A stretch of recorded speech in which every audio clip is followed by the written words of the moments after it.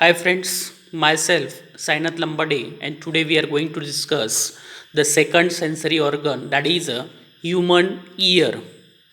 In human ear is called as a stato-acoustic organ. Stato means to maintain the body balance and equilibrium, and acoustic means that is to observe the sound. As you want to know about, again, acoustic means that you might have watched in the theaters, there are having the presence of rounded on the walls of the theater, that are the acoustic enclosures which absorb the sound. So our human ear is a stato-acoustic organ. The two function, that is a hearing, and another one, that is a equilibrium, means ear does the two works or two functions, that is a hearing one and another one is to maintain the body balance and equilibrium. Anatomically, the ear is made up of three parts, that is the external ear, middle ear, and inner ear or internal ear. This external ear has been divided into three parts or three regions, that is ear pinna, then second one is the external auditory canal or meatus, and last one is the, that is a tympanum. Then middle ear is form of three ossicles. Ossicles means bones, that are the malleus, incus, and stapes. Malleus is also known as a hammer. This incus means anvil, and stapes means stirrup. This malleus look like a hammer, and incus that is like an anvil, and stapes that is look like a stirrup. आता हा जो आहे की Malus जो आहे की सगळ्यात महत्त्वाचा की हातोड्यासारखा दिसतो. त्याच्यानंतर हा इनकस जो आहे की कुऱ्हाडीच्या दांड्यासारखा, किंवा तुम्ही याला असं अजून एक म्हणू शकता की आपण सांबाराकडे जातो आणि जे बुटामध्ये खिळे ठोकण्यासाठी जो लोखंडाचा वापर करतो, that is a like that also. आणि स्टेपस, ज्यावेळेस आपण घोड्यावरती बसतो आणि घोड्यामध्ये आपण बसत असताना जे पाय आपण फिक्स करतो, तो जो पार्ट आहे दॅट इज त्याच्यासारखा दिसणारा जो आहे बोन, तो म्हणजे कोण? स्टेपस किंवा स्टेप्स. आणि stapes is the smallest bone in the human body. then inner ear or internal ear, that is a labyrinth, or it may be said as a labyrinth. Now the question may arise, what is meant by labyrinth? Labyrinth is nothing but the root like a canal, that shows a canal type of route, that is called as a labyrinth. So labyrinth has been divided into two parts, that is a membranous labyrinth and another one is the bony labyrinth. Another one is the bony labyrinth. Then this middle is also having the presence of eustachian tube or auditory tube. This middle ear is also having the presence of eustachian tube that open into the nasopharynx. We'll discuss one by one. So anatomy of a ear is divided into three regions, that is the external ear, which collects sound waves and send it to auditory canal, and middle ear which conveys sound vibration to the oval window, and internal ear which houses the receptor for hearing equilibrium. Then followed by this we'll see the another slide, that is a external ear. External ear consists of auricle, then external auditory canal, and eardrum. If the question arises, the external ear is form of what? That forms of auricle. Auricle is also known as a pinna. Then external auditory canal, that is also known as a external auditory meatus, and eardrum or tympanic membrane or tympanum. Auricles or pinna is a flap of yellow elastic cartilage covered by the skin. The rim of the auricle is a helix, and the inferior portion is called as a ear lobule. That is called as a ear lobule. Ligaments and muscles attach the auricle to the head. With the help of ligaments and muscles, the attachment of the auricle to the head region, ear pinna or auricle, it is a characteristics features of the mammals. So in the mammals that shows a ear pinna or auricle. So it is absent in the whales. Ear pinna is absent in the whales and dolphins and etc. Many mammals can move their ear pinna in the direction of the sound. So as you know that about the dogs, where the sound come from, at that side they move their pinna. Then rabbit also. But we are the human beings cannot move our pinna to the sound where the sound come from. Why? Because in humans it is a relatively immobile. The ear pinna is immobile because auricular muscles of the pinna are vestigial. In human being, the auricular muscles are vestigial, not the pinna. The auricular muscles are of the pinna are the vestigial.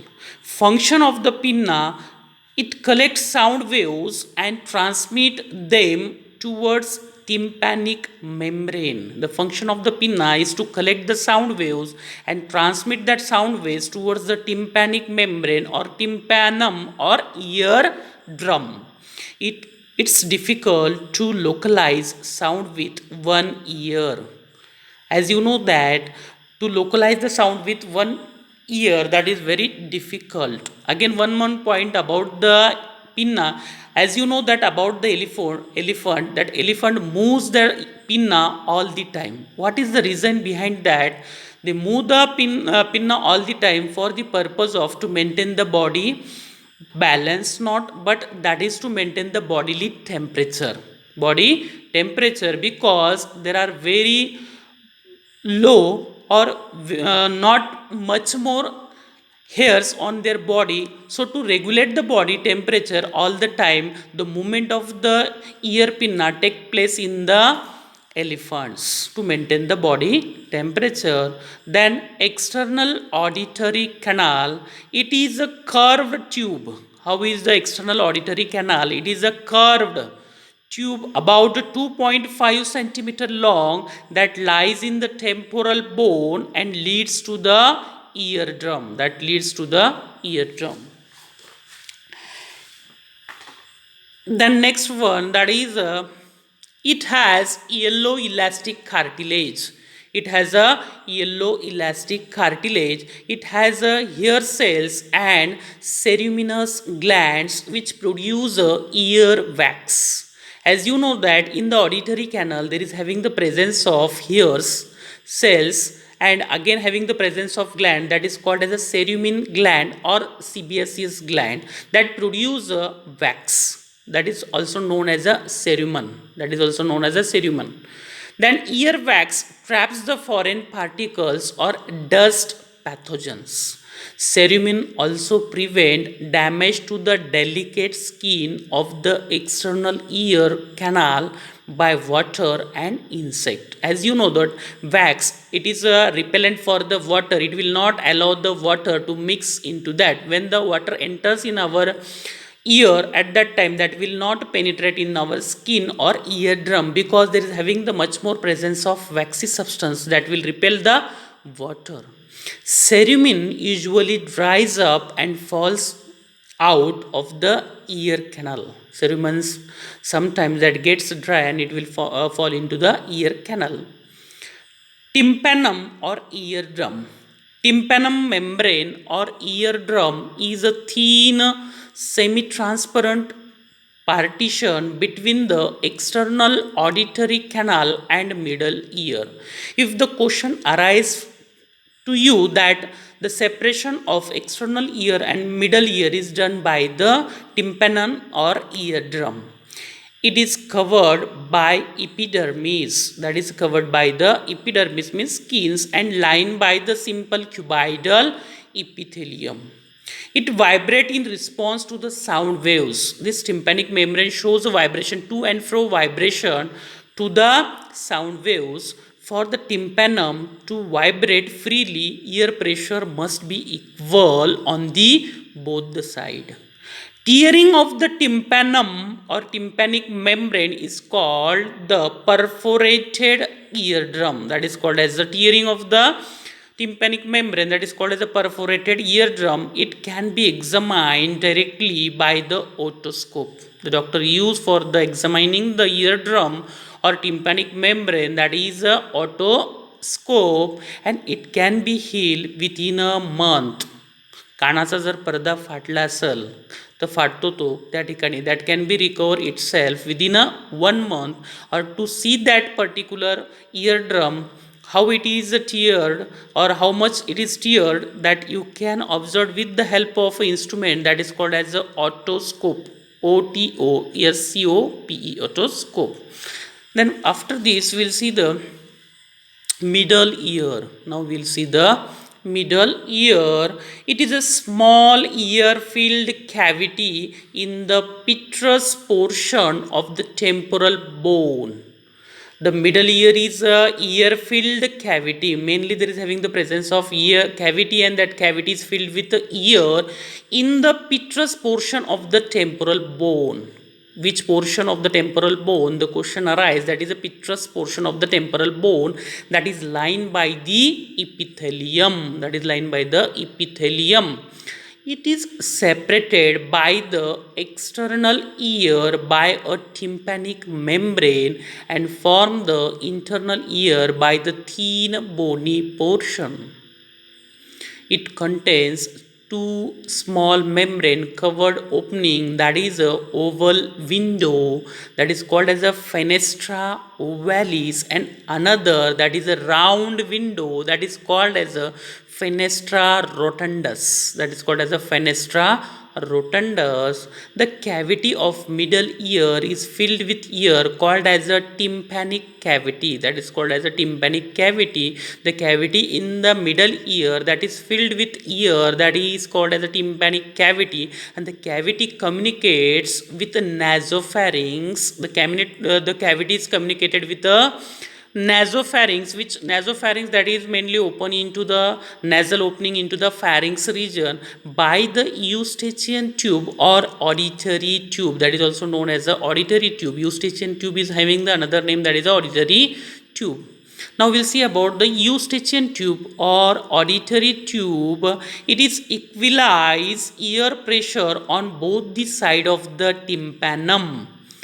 It connects middle ear with a nasopharynx. It normally remain closed but opens during chewing. This eustachian tube gets open normally at which condition? During the chewing, during the swallowing, yawning, coughing, sneezing, and change in the altitudes. If you change in the altitude, you are climbing or you are in the sitting in the aeroplane, at that time that gets open out.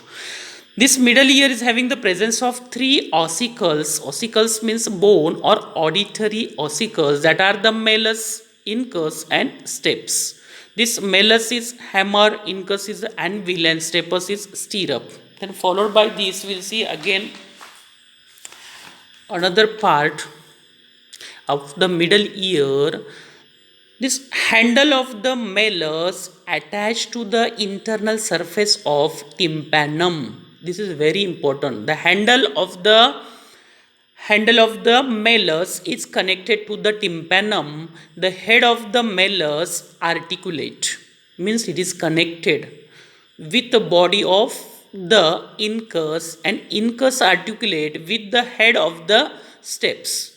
Base or foot plate of the step fits into the oval window. The base of the steps that is fitted into the oval window. This oval window is a part of cochlea.